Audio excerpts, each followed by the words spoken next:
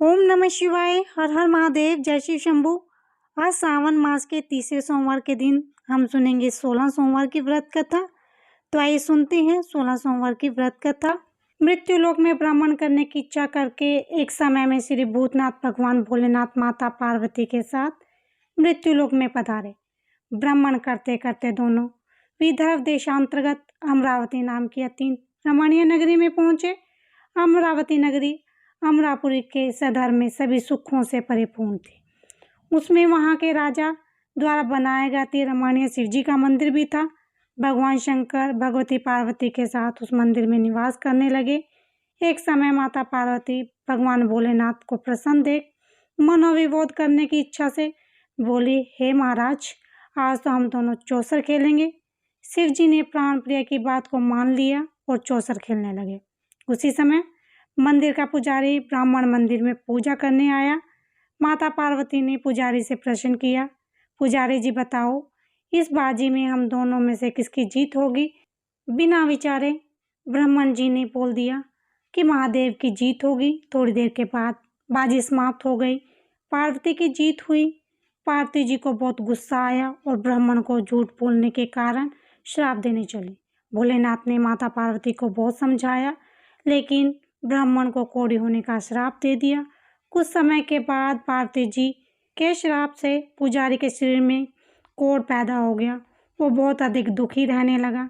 पुजारी को श्राप का कष्ट भोगते हुए जब बहुत दिन गुजर गए, तब एक दिन देवलोक की अप्सराएं शिव जी की पूजा करने के लिए उसी मंदिर में पधारी। पुजारी के कोढ़ के कष्ट को देखकर उन्हें बड़ी दया आई। उन्होंने उसे रोगी होने का कारण पूछा। पुजारी ने निसंकोच सारी बातें बता दी। वे अप्सराएं बोली, हे पुजारी, अब तुम अधिक दुखी मत होना। भगवान शिव तुम्हारे सारे कष्टों को दूर कर देंगे। तुम बस व्रतों में श्रेष्ठ सोमवार का व्रत भक्ति भाव से किया करो। पुजारी ने अप्सराओं से नम्रतापूर्वक सोष्टश सोमवार व्रत की विधि पूछी। अप्सराओं ने बताया, सोमवार को भक्ति भाव से व्रत करो, साफ वस्त्र पहनो, संध्या व उपासना के बाद आधा सेर गेहूं का आटा लो, उसके 3 भाग करो और घी, गुड़, दीप, नवेद, मूंगफली, बेलपत्र, जनेऊ, जोड़ा, चंदन, अक्षत, पुष्पत आदि के द्वारा प्रशोध काल में भगवान शंकर की विधि से पूजा करो। तत्पश्चात 3 भागों में से एक शिव जी को अर्पण कर दो। बाकी 2 शिव जी का प्रसाद समझकर उपस्थित लोगों में बांट दो और आप भी प्रसाद समझकर खा लो। इस विधि से 16 सोमवार व्रत रखो। 17वें सोमवार को पाव से पवित्र गेहूं के आटे की बाटी बनाओ, उसमें घी और गुड़ मिलाकर चूरमा बनाओ। भगवान भोलेनाथ को भोग लगाकर उपस्थित भक्तों को बांट दो। उसके बाद कुटुंब सहित प्रसाद लो, तो शिव जी की कृपा से उसकी सभी मनोकामनाएं पूर्ण होंगी। ऐसा कहकर अप्सराएं स्वर्ग को चलने लगी। कुछ दिन बाद शिव जी और माता पार्वती उस मंदिर में पुनः पधारे। ब्राह्मण को निरोग देखकर पार्वती जी ने ब्राह्मण से रोग के मुक्त होने का उपाय पूछा। ब्राह्मण ने 16 सोमवार व्रत की कथा सुनाई। पार्वती जी बहुत प्रसन्न हुई। ब्राह्मण से व्रत की विधि पूछी और स्वयं व्रत करने के लिए तैयार हो गई। व्रत करने के बाद उसकी मनोकामनाएं पूर्ण हुई और उनके रूठे बेटे स्वामी कार्तिकेय स्वयं माता के आज्ञाकारी हुए। कार्तिकेय जी को अपना ही विचार परिवर्तन का रहस्य जानने की इच्छा हुई। वे माता से बोले, हे माता, आपका ऐसा कौन सा उपाय किया जिससे मेरा मन आपकी ओर आकर्षित हो गया? पार्वती जी ने वही सोष्टा सोमवार व्रत कथा उसको सुना दी। कार्तिकेय जी ने कहा, इस व्रत को मैं भी करूंगा, क्योंकि मेरा प्रिय मित्र ब्राह्मण बहुत दुखी दिल से परदेश गया है। मेरी उसे मिलने की बहुत इच्छा है। कार्तिकेय जी ने भी इस व्रत को किया और उसका प्यारा मित्र मिल गया। मित्र ने इस आकस्मिक मिलन का वेद पूछा तो कार्तिकेय जी बोले, हे मित्र, हमने तुम्हारे मिलने की इच्छा से 16 सोमवार का व्रत किया। अब ब्राह्मण मित्र को अपने विवाह की बड़ी चिंता हुई। उसने कार्तिकेय से व्रत की विधि पूछी और यथाविधि व्रत करने लगा। व्रत के प्रभाव से जब उसके कार्य में विदेश गया तो वहां राजा की लड़की का स्वयंवर था। राजा ने प्रण किया था कि जिस राजकुमार के गले में जब हथनी माला डालेगी, मैं उसी के साथ अपनी प्यारी बेटी का विवाह कर दूंगा। शिव जी की कृपा से वह ब्राह्मण भी स्वयंवर देखने की इच्छा से राजसभा में एक और बैठ गया। नियत समय पर हथनी आई और उसने जयमाला उस ब्राह्मण के गले में डाल दी।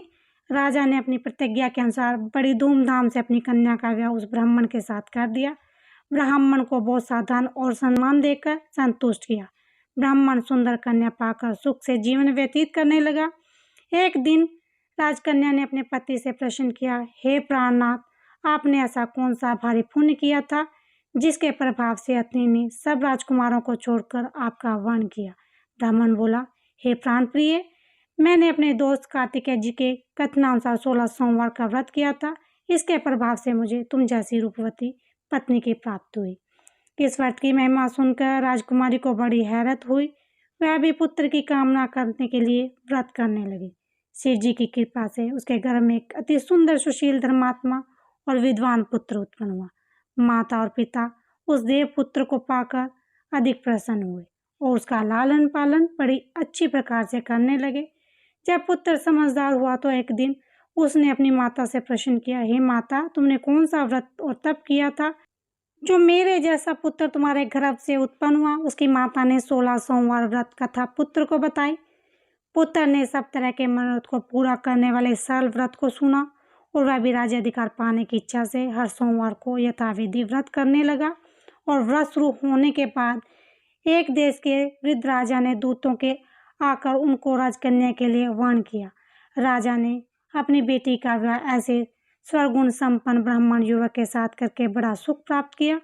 वृद्ध राजा के दिवंगत हो जाने पर इसी ब्राह्मण को सिंहासन पर बैठाया गया, क्योंकि दिवंगत राजा के कोई पुत्र नहीं था। राजा का उत्तराधिकारी होकर भी वह ब्राह्मण पुत्र 16 सोमवार का व्रत करता रहा। जब 17वां सोमवार आया तो विप्र पुत्र ने अपनी प्रियमता से पूजन सामग्री लेकर शिव पूजा के लिए शिवालय में चलने को कहा, परंतु उसकी पत्नी ने उसकी आज्ञा की परवाह न की। दास दासियों द्वारा सब सामग्रियां शिवालय में भिजवा दी, परंतु स्वयं नहीं गई। तब राजा ने शिव जी का पूजन समाप्त किया। तब आकाशवाणी हुई, हे राजा, अपनी इस रानी को राजमहल से निकाल दे, नहीं तो यह तेरा सर्वनाश कर देगी। यह आकाशवाणी सुनने के बाद राजा के आश्चर्यचकित का ठिकाना न रहा। उसने मंत्रागार में आकर अपने सभासदों को बुलाकर कहा, मंत्रियों, मुझे आज शिव जी की आकाशवाणी हुई है कि राजा तू अपनी इस रानी को राज्य से निकाल दे, नहीं तो यह तेरा सर्वनाश कर देगी। राज्य के मंत्री और सभासद आदि सब विस्मय होकर दुख में डूब गए, क्योंकि जिस कन्या के कारण उसे राज्य मिला था, राजा उसी को निकालने की बात कह रहा था। यह कैसे हो सकता है? पर राजा ने मंत्रियों की परवाह नहीं की। उसने अपनी पत्नी को राजमहल से निकाल दिया। रानी दुखी हृदय से भाग्य को कोसती हुई राज्य से बाहर चलेगी। नंगे पांव, फटे वस्त्र, भूख से दुखी धीरे धीरे चलकर वो एक गाँव में पहुंची। वहाँ एक बुढ़िया सूत काट कर बेचने जाती थी। रानी की करुण दशा देखकर बोली, चल तू मेरे साथ सूत बिकवा दे, मैं बूढ़ी हूँ, भाव करना नहीं जानती हूँ। यह बात सुनकर रानी ने बुढ़िया के सिर पर सूत की गठरी उतार कर उसके सिर पर रख दी। थोड़ी देर बाद आंधी आ गई। बुढ़िया का सूत पोटली से तो उठ गया। बेचारी बूढ़ी और पछताती रह गई। उसने रानी को अपने से दूर रहने को कहा। उसके बाद रानी तेली के घर गई तो शिवाजी का प्रकोप के कारण तेली के सभी मटके चटक गए। तेली ने भी राजा को अपने घर से निकाल दिया। बहुत दुख से दुख उठाती रानी एक नदी के किनारे गई। नदी का सारा जल सूख गया। उसके पश्चात रानी एक जंगल में गई। वहां सरोवर में पानी पीने गई। हाथ में स्पर्श होते इस सरोवर का नील कमल के समान जल असंख्य कीड़े में होकर गंदा हो गया।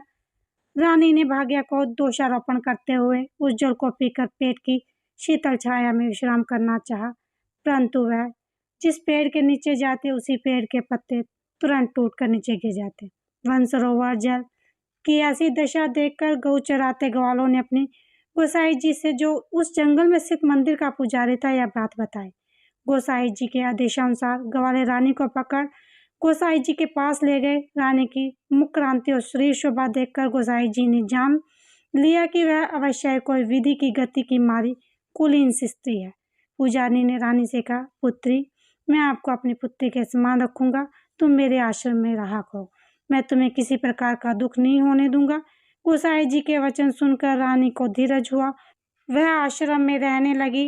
रानी जो भी भोजन बनाती उसमें कीड़े पड़ जाते, जल भर लाती उसमें भी कीड़े पड़ जाते। रानी की यह दशा देखकर गोसाई जी बड़े दुखी हो गए और रानी से बोले, हे पुत्री, तुम्हारे ऊपर कौन से देवता का प्रकोप है जिससे तुम्हारी ऐसी हालत हुई है। पुजारी जी की बात सुनकर रानी ने शिवजी महाराज के पूजन का आविष्कार करने की बात बताई तो पुजारी जी शिवजी महाराज की अनेक प्रकार की स्तुति करते हुए रानी से बोली, पुत्री तुम जब मनोरथ पूरा करने वाले 16 सोमवार व्रत करो उसके प्रभाव से इस कष्ट से मुक्ति हो जाएगी।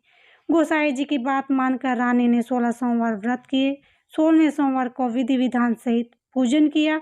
उस पूजा के प्रभाव से राजा के हृदय में विचार आया कि रानी को गए बहुत समय बीत गया, ना जाने कहाँ कहाँ भटकती होगी, उसे ढूंढना चाहिए। यह सोचकर रानी की तलाश में वे राजा 4 दिशाओं में दूत भेजे। दूत रानी की तलाश करते हुए पुजारी जी के आश्रम में पहुंचे। वहां रानी को पाकर पुजारी से रानी को अपने साथ ले जाने का आग्रह करने लगे, परंतु पुजारी जी ने मना कर दिया। दूत चुपचाप वापस घर लौट आए और राजा को रानी का पता बताया। रानी का पता पाकर राजा पुजारी